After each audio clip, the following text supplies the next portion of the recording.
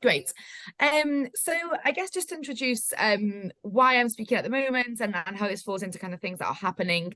A couple of years ago, NSPCC developed a new strategy, a 10-year strategy that really focused on our regional operating model. So how we're doing work with communities and in communities on a local level. So I kind of oversee the relationships for London and South East. But one of the things that our model has is that we've got a physical hub in each of our regions, and our physical hub is actually in Camden. And from that hub, we oversee all the activity that's happening across London and South East. But by nature of being in Camden, there's also a couple of services that we're able to offer to people that are in the local area. So today I'll be covering just those broader services, but also what exists particularly in Camden. You might already know this. I know that lots of you might have already come into contact with NSPCC at different stages and for different reasons. But ultimately, our vision is that together we can stop child abuse and neglect. And one of our real important pillars is that we know we can't do that by ourselves, and that no one can do that by ourselves. It's very much about everybody coming together and working together and sharing best practice and knowledge and resource and just I guess centering the child in everything we're doing, but doing it together, which is why it's very exciting to be here today. I guess as part of our regional operating model as well, what we want to be doing is understanding the needs of communities, understanding what support is already available in those communities, and then seeing how NSPCC can work in collaboration with those already doing work to continue to kind of build that network of support to keep children safe.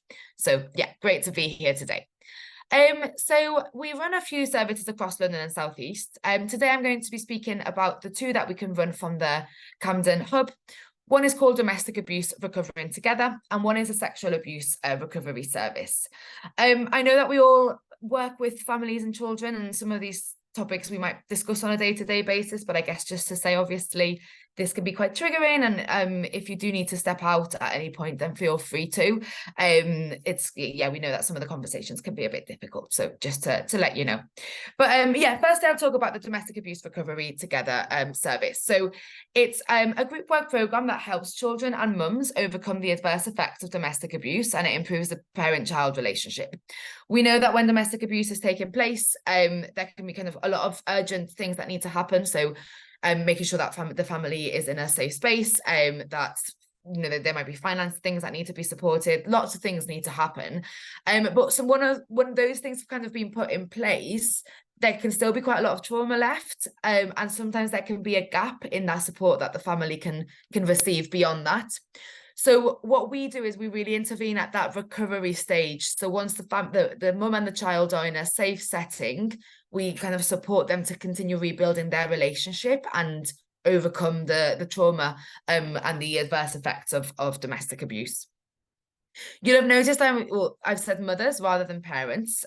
We do know and recognise domestic abuse can happen from any gender to any gender, but this specific programme has been designed to support mums who've been victims of domestic abuse by a male perpetrator. So this is kind of, we've tried and evaluated it for that specific demographic. So how it actually works is we receive referrals from a huge range of professionals and agencies. So you could all kind of be referrers. And once we receive a referral, we will do a thorough assessment to make sure it's the right service for that family at that particular time. Again, thinking about the fact that it's a recovery service, so we need them to be in the right mindset to be able to benefit from the intervention. We'll then deliver the service over 10 weeks, and it's 2-hour group sessions. And one of the things that makes this a really unique and impactful service is that we bring mums and children into the same space. So we know there's a lot of services for mums on one side and for the child on another side, but this one brings them together. So they're able to really look at how the domestic abuse might have impacted the other and build that relationship so they can kind of progress beyond the programme.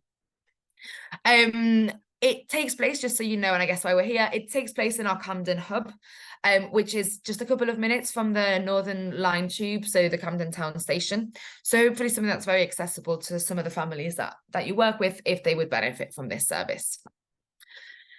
The service has been tried and evaluated, and we know it's a really impactful service. So from a mum's perspective, we've seen that there's increased self-esteem, safer parenting, and they report greater emotional availability. And children also tell us that they see this increased kind of emotional availability from their mum. And from a child's perspective, they're found to be less anxious after the programme, less likely to present difficult behaviour, and they have improved self-esteem. And then that's been shown to impact them with forming relationships and kind of integrating in the classroom as well. So it has that really big knock-on effect for the child. And obviously, because they're doing that recovery service together, we also see that their relationship is strengthened as well throughout the programme. So kind of understanding themselves better, being able to communicate better, and yeah, kind of support each other going forward. Obviously, these are kind of the short, medium, and hopefully long-term as well impacts. But what we really want to achieve through DART is put an end to cycles of intergenerational domestic abuse. So children knowing that that's not normal, that's not how relationships work, that they deserve, you know, better than these things happening. So yeah, supporting kind of for that bigger impact long-term as well. In terms of who can benefit from DART, so we work with children aged 7 to 14, and the children can be of any gender.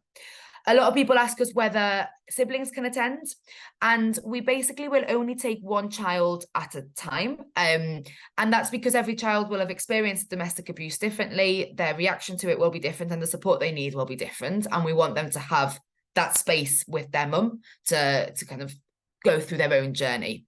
But mum can attend more than once, so mums can be re-referred to the service, and therefore they can do it with different children if that's what the need is for the family. As I mentioned, it's in Camden, so as long as the family can get to the hub, they're eligible to be referred, and we are able to support with travel costs. So if that would be a barrier for a family, we can support with that as well. And then in terms of the situation, so they need to have experience with domestic abuse and assessed as harmed by this, which by that we mean that the child has kind of memory of it happening or knowledge of it happening, rather than it being something that maybe happened at birth. The child is aware, the child should be aware of it. And because it's a recovery service, the perpetrator cannot be part of the household when they are during the program. We know that if the perpetrator is, the impact's not the same because the child is not in that frame of mind to be able to recover from that service. There can still be contact with perpetrator, and we just assess the risk around that, so that's fine. And then in terms of non-eligibility, we need both mum and child to be able to participate. Sometimes we get mum really wanting to join, but the child doesn't, or the other way round. And we can't just take one. It's about them building their relationship. So we need both to be able to join. And also, if the child's been known to be subject of another form of abuse and they've not had an intervention for that, we would quite often require an intervention first or some support first. This sometimes comes up at assessments. So when we're in the home with the mum and the child, we might identify something else happened in that child's life. And so we want that to be supported first, because again, it's that recovery. So the child needs to be in a kind of feeling quite safe in their surrounding when they join this service, if that makes sense. So that's domestic abuse recovering together. I'll just check the chat to see if there's any questions, but I'll leave you with this really lovely kind of letter one of the mums that participated in the programme wrote about the impact it had on her. So I'll just leave you with that while I check the chat to see if there's anything else. Okay, the chat is just people putting in their where they work, which is really helpful. So thank you for popping that in. I'll leave you with that for like an extra few seconds to have a read through.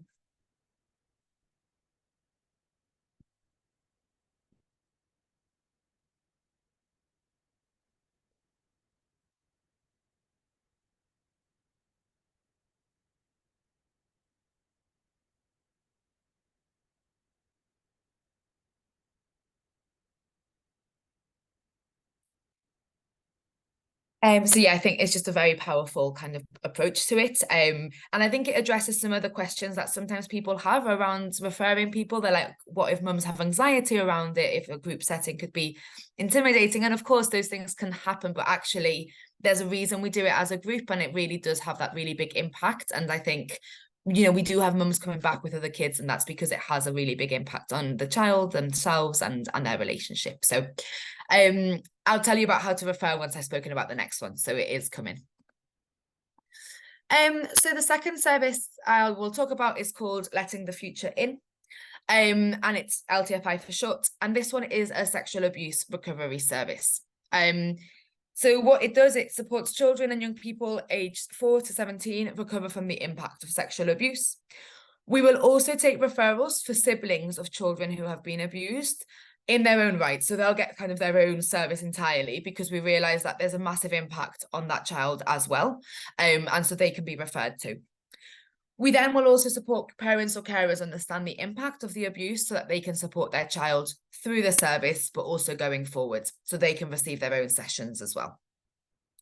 The way they work, it's also in Camden, but these are one-to-one sessions, so they're not group, and they're with a social worker who's trained in therapeutic approaches. We receive the referral, and we similarly will have an assessment to make sure it's the right service and understand what support that child has, you know, just understand a bit more context. And then the sessions will begin. So for the child, it's up to 24 sessions. So a really kind of intensive support that helps us build that relationship with the child so that they can really kind of recover from what happened to them. It's a really child-led service though. So if it needed to be less sessions or more sessions, we can be flexible around the child's needs. We will also support the parent or carer. So they're offered 8 individual sessions. These can be in the hub, they can be at home, and it can be online. So it depends on the parent or carer's needs. So the child sessions will always be in Camden Hub, but the parents one we can be flexible with. But basically with these, we'll also offer them some with the child so that they can kind of think about the transition out of the service and how to continue supporting that child beyond the work they're doing with our team. This one's also been really evaluated. We actually had a control group, and what we saw was a reduction in the number of children with high levels of psychological and behavioural problems. The LTFI is the only service that is NICE approved. That's sexual abuse recovery service that's NICE approved. So it's got a really high reputation. So if you ever had any children that you're thinking about for this, then you can let us know and we can look at making a referral for them to join this service. So in terms of the age, this one's for 4 to 17-year-olds, and we'll take slightly older children depending on their needs, or any gender, and the siblings can also be referred, and they need to just be living within, again, a reasonable distance of the hub and living in a stable environment with a safe adult. And a safe adult's really important. It's something that's referred to a lot throughout the service, that we're expecting that safe adult to bring them to the service so the child doesn't feel they're alone in that recovery, but they feel they've got that support. So yes, important that they're living in kind of that stable situation with somebody who believes them and advocates for them.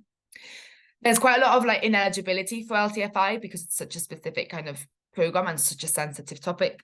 So they need the abuse needs to have been reported to statutory services. They need to have that safe adult, be within the age limits. We'd have to review the impact of a disability or learning need to make sure that it's going to be the right service for that child. They can't be living with the adult who perpetrated the abuse, but if there's contact, we'll just review it as with the other service. They need to be living in a safe environment. And if they're exhibiting harmful sexual behaviours, this wouldn't be the service for them, but we could signpost them to a different service. So if you did have, we have a service within an NSPCC, we could signpost them to as well. So I guess for both of these services, to let you know what I can do after this, if you want to pop your emails in, I can do it directly or I can do it via Diane, but I'll send you the referral form, like a summary leaflet of the 2 services and the contact details for our team. And what we recommend for both services is if you've ever got someone in mind, to get in touch and have a call with our team first before making the referral, to make sure there's a capacity, that it's the right program at the right time and things like that. So just have a call. We're very happy to have these conversations. They're really important. And then from that, you would fill out the referral form and we'd do the assessment. I'll stop sharing for just really quickly in case anyone's got any questions they'd like to ask. Just to say that I had a telephone call from somebody who couldn't come, and she actually works with people who she works in schools, but she the organisation is Survivors Can Shine. I can send you the details for that, Amy, but she was just basically saying, can we send her all the summary of both those leaflets if we can? And do we have that electronic? Yeah, I can send that across. Yeah, and I'm Yeah. happy to have a conversation if that's helpful as well. So Yeah, no, she's quite fortunate. She's received a little bit of funding, but it's just that all of her team are in, because the funding was from BBC Children in Need. So she's in a BBC Children in Need safeguarding session right now. So she just called me to say, I really wanted to come, but I can't be here because my whole team is her and 2 other volunteers. So yeah, whatever we have, we will send that to all of you, as well as the other organisations who couldn't attend. So thanks, Amy. oh, of course, my pleasure. Okay, I'll share the screen again and keep going through some other bits. So those are kind of the very specifically Camden services that we deliver. There's also some national services that all local organisations can also benefit from. So I was just going to run through these. You might have heard of a couple of them, and feel free to put any questions around them as we go. So one of the services that we're really known for, and fortunately is very widespread, is Childline, which is a confidential call that children and young people can use at any time if they want to speak to somebody. Luckily, we've got a system in place for most children to hear what that number is and know about Childline. But obviously, there's always more that we can be doing to spread that message, remind children that that's there for them. Obviously, we would all want to believe that children have somebody they can speak to, but ultimately that's not the case for everybody. And actually, there's some conversations that even if you do normally have someone you can talk to, there might be some things that you don't feel you can tell that person. And sometimes we hear from kids that it's, a really embarrassing thing, or they don't want to burden somebody. We kids have their reasons maybe to not speak to somebody about something. So Childline exists so that they can speak to someone, and a child never has to feel alone. So if you work directly with children, we'd love to be able to speak with you about how we can get that message across again, so that children are really reminded of this service, which is so crucial and makes a really big difference to children. One that's slightly less known, but also incredibly valuable, is Helpline, which basically is a service, another phone line for adults who are worried about a child. And this can be anybody. It can be a professional, it can be a parent or carer, it can be a passerby that happens to see a child and they're worried about them for whatever reason. The Helpline is there to kind of support with advice, signposting, or if the issue is kind of high level and high risk, then we would be able to take action. But similarly, you can call and you don't have to say who you are. You can just ask for advice and that will be offered. But yeah, it's something that I particularly am very passionate about from a voluntary sector background. My background is like working for small, medium charities, and I use this loads because actually there's some issues that you might have never come across before, and Helpline is a way to just get a second person, but who's an expert to just give you their opinion and their advice and guide you through any statutory or legal obligations you might have, if there are any, and if not, signpost you in the right direction. So would really kind of encourage you to use this and know that that is a service that you're able to access if you ever would benefit from it. In addition to that, we also have a really big learning and development team that supports NSPCC be able to kind of outsource and upskill other organisations with kind of the knowledge that we've built and that we're continuing to build around child safeguarding. So there's 2 kind of main things that you might be able to do with this. We offer loads of training. So if you go onto NSPCC Learning online, basically if you put NSPCC Learning, you'll find, I think there's about 50, 60 training courses that you as professionals can access. Some of them have a cost attached, but some are free. And there's a huge range. And we're always building new ones and adding them onto the service. We can also sometimes do in-person trainings. And so if that's something that you're ever interested in, feel free to just drop me a line and I can see what we can do or if there's anything we can offer. As well as what we have online, we will sometimes get funding to deliver a specific training. So at the moment, we've recently had funding to deliver child sexual abuse training. So what we do is just send that out, and if anyone can sign up, then they can. So if you're interested in hearing from these opportunities, just let me know and we can sign you up. But you definitely have loads of things online, so you can just access those as and when you need to. In addition to that, we also spend a lot of time creating resources that can be valuable for professionals, for parents, and for carers. We know that none of those jobs are easy, and that this can sometimes be really difficult conversations that are not, it's really hard to begin navigating. One of the pieces of feedback we consistently get is things like parents having to speak to kids about online risks when they didn't experience them in the same way when they were children. So we actually have loads of resources on our website for that, things like that. So examples that we might have is working from home for parents. You know, if you've got a kid there, what can you be doing? How to handle tantrums, how to have difficult conversations, how to speak to children about mental health, how to speak to them about bullying. So there's lots of resources there that can be used by yourselves or by the families that you might be supporting. So something else that you can kind of access, and that's all free on the website. In addition to that, we have a campaigns team that deliver lots of local campaigns. So we will get funding to deliver in specific boroughs, or local authorities, depending on, and we might then be able to target a specific, basically address a specific need in that borough. But once we create those resources, we're also happy to share those out to support local authorities or charities in delivering different things too. One example of this is our Talk Pants campaign, which is one of our really successful campaigns, where basically we heard from families and professionals that they didn't know how to start speaking to children about sexual abuse. It's such a difficult conversation. It should just be a conversation that we wouldn't want to be able to have, but ultimately we know we need to have with children. They need to know what their rights are, what to do if they're ever worried, what's okay and what's not okay. But people don't know how to do that because it's a horrible conversation to have. So what Talk Pants does is we've created loads of resources that are really child-friendly, really age-appropriate, that help parents and professionals be able to have these conversations with children, and be able to engage with them so that kids do know what their rights are and what's not okay and what is okay and what they can do if they're ever worried. And that goes from really early years. So we will engage with like primary school kids and younger even on this. So these type of campaigns, if you ever wanted to look at resources for them to maybe just bring them into wherever you work, your centres or your schools or whatever you're doing, then you can just access them on our website, and a lot of the resources are available. And if there's something specific you're thinking of doing, drop me a line because we might have that too. So occasionally we'll get people messaging us saying we'd like to run a campaign on neglect, or we'd like to run it on online risks or different things like that. And we might have those resources and we would be happy to share them if that's the case. And this one is just for you to be aware of is happening.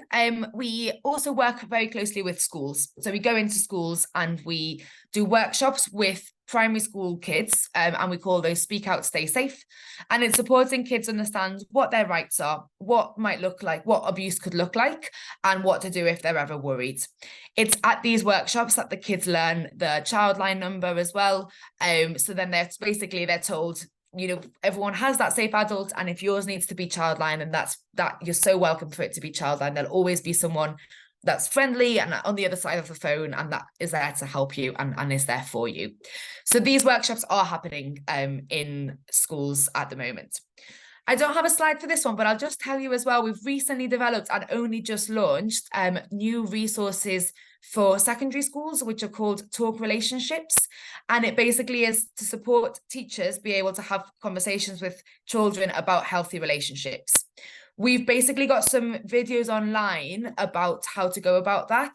And while they're targeted to teachers, anybody can access those. So if it's something that you do engage with at your organisation, you can access them, and they give lots of advice and resources that you can be using as well. So that's also available. So that's what I was going to cover today, which I feel is quite a lot. So I'll pause my screen sharing and happy to answer any questions. And